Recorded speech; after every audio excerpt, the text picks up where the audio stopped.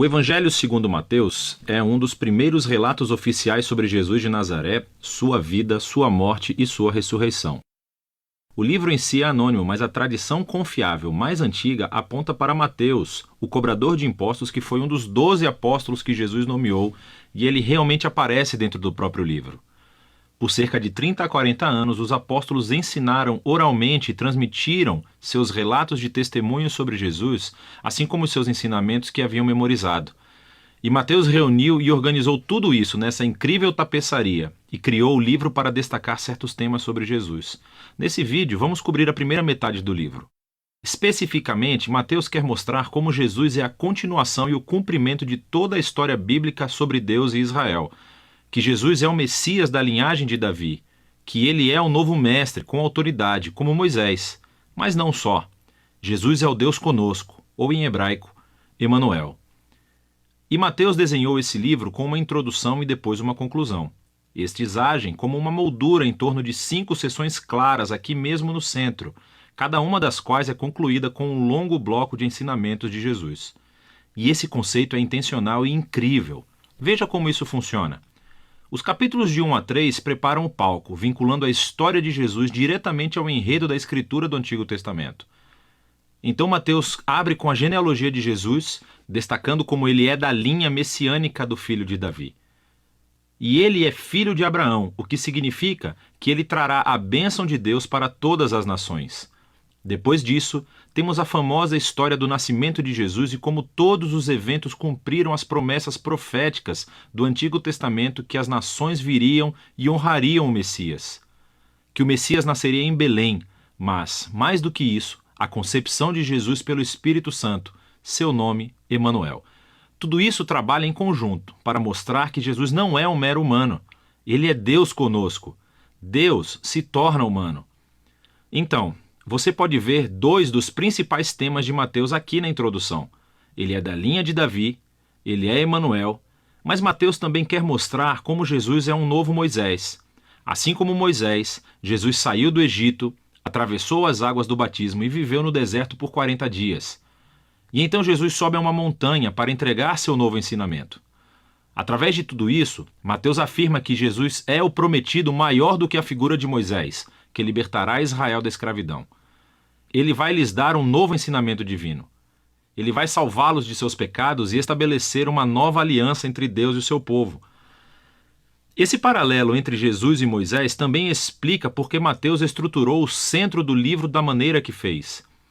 Essas 5 partes principais destacam Jesus como mestre e Mateus criou um paralelo. Jesus como mestre é um paralelo aos 5 livros de Moisés. Jesus tem autoridade como o novo mestre da aliança que cumprirá a história da Torá. Na primeira sessão, capítulos 4 a 7, Jesus entra em cena anunciando a chegada do reino de Deus, e isso é realmente fundamental. O reino é, em essência, sobre a operação de resgate de Deus para todo o seu mundo, o que acontece através do Rei Jesus. Jesus veio para enfrentar o mal, especialmente o mal espiritual, e todo o seu legado de opressão demoníaca, doença e morte. Jesus veio para restaurar o governo de Deus e reinar sobre o mundo inteiro, criando uma nova família de pessoas que o seguirão, obedecerão aos seus ensinamentos e viverão sob o seu governo. Então, depois que Jesus começa a curar pessoas e formar um movimento, uma comunidade, ele leva seus seguidores para uma montanha ou encosta. Entrega seu primeiro grande bloco de ensinamentos, tradicionalmente chamado de o Sermão do Monte. E aqui, Jesus explora como é segui-lo e viver no reino de Deus. E é um reino invertido no qual não há membros privilegiados. Assim, os pobres, os Zé Ninguém, os ricos, os religiosos, todos são convidados e chamados a se converter, a se arrepender e a seguir Jesus e unir-se à sua família. Jesus diz que ele não está aqui para anular os mandamentos da Torá ou do Antigo Testamento. Em vez disso, ele está aqui para cumprir tudo isso através da sua vida, através dos seus ensinamentos. Ele está aqui para transformar os corações do seu povo, para que eles possam verdadeiramente amar a Deus e amar o próximo, incluindo os seus inimigos.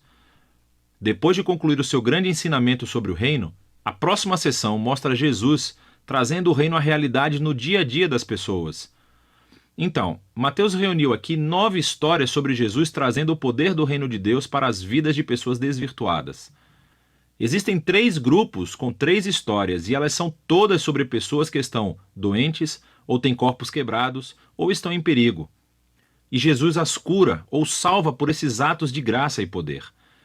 E então, bem no meio dessas tríades, encontramos 2 histórias paralelas sobre o chamado de Jesus para que as pessoas o seguissem. E aqui Mateus está enfatizando algo: que somente é possível experimentar o poder da graça de Jesus se decidir segui-lo e tornar-se seu discípulo.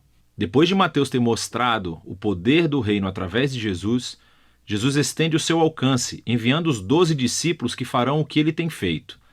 E isso leva ao segundo grande bloco de ensinamentos, o capítulo 10. E aqui Jesus ensina seus discípulos a anunciar o reino e o que esperar quando o fizerem. Muitos entre Israel estão aceitando a Jesus e a sua oferta do reino, mas os líderes de Israel não. Eles perderão muito ao se arrependerem e se tornarem discípulos de Jesus. E então Jesus sabe que eles o rejeitarão e perseguirão os seus seguidores. O que é exatamente o que acontece na próxima sessão, capítulos 11 a 13. Mateus reuniu um grupo de histórias sobre como as pessoas respondem a Jesus e a sua mensagem.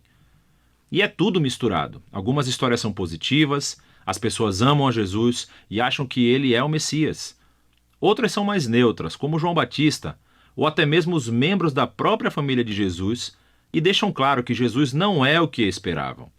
Então, aos líderes de Israel, que são totalmente negativos. Você tem os fariseus e os estudiosos da Bíblia. Todos rejeitam Jesus. Eles acham que ele é um falso mestre, que está levando as pessoas para o caminho errado. Eles pensam que Jesus é uma blasfêmia com essas declarações exaltadas que ele faz sobre si mesmo. Mas Jesus não fica surpreendido ou se abala com essas respostas tão diversas. De fato, ele se concentra nisso no terceiro bloco de ensinamentos no capítulo 13. Aqui, Mateus reuniu um monte de parábolas de Jesus sobre o reino, como um fazendeiro jogando sementes em 4 tipos de solo, ou sobre um grão de mostarda, uma pérola ou um tesouro enterrado. Essas parábolas são como um comentário sobre as histórias que você acabou de ler nos capítulos 11 e 12. Algumas pessoas estão aceitando Jesus com entusiasmo.